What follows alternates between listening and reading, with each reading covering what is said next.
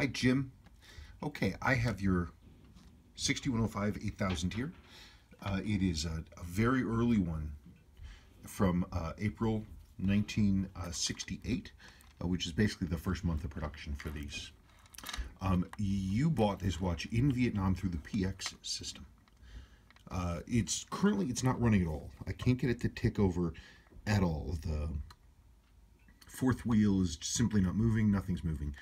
The movement doesn't look bad, but I can't really get it running to evaluate it.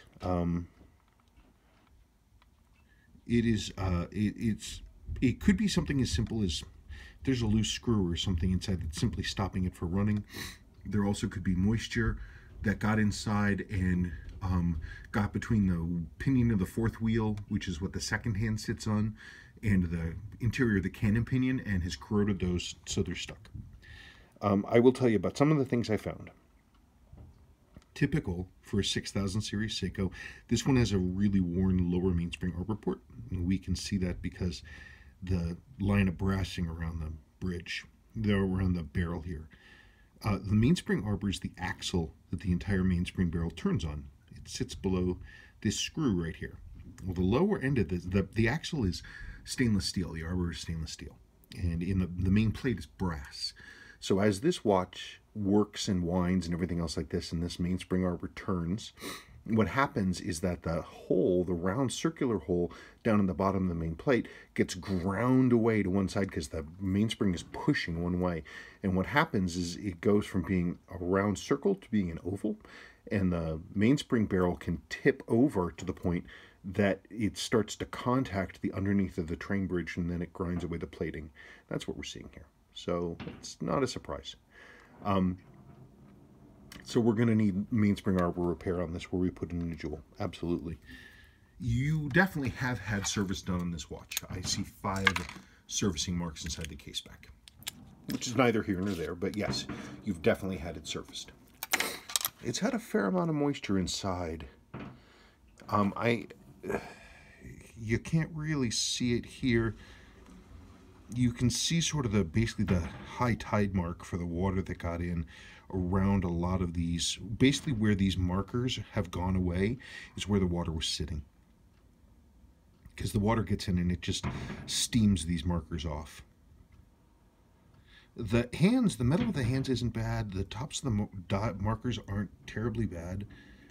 Your Seiko is still beautifully white and frosted because these will turn gray or black in the presence of moisture. So that's something. It's up to you about what kind of cosmetic stuff, if any, you want to do with this. In the old days, we would just relume it. But some people these days really say that, you know, if you want to preserve it, preserve the originality, you preserve the original loom. I'd be on the fence about preserving this original loom, but it is original, and it was original to your watch. It was there in Vietnam. Thankfully, you still have your original early long sweep, which is good. I don't know, it's up to you. I can certainly get it moving functionally.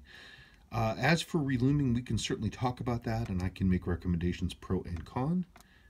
The one thing is when I'm cleaning up this dial, these marks might get even a little lighter. It just, water and these dials doesn't work well together. It is interesting, by the way, your rotating ring, I would assume, has been replaced. Because the early ones had a different style pip. This is a flat pip. The early ones had what is called the fisheye pip. It sort of looks kind of round like this. That's what the early ones look like. You've got the later one. That's pretty cool. This aftermarket Spidel bracelet is really cool, by the way. That's really cool. Chiclet style Spidel. That's neat.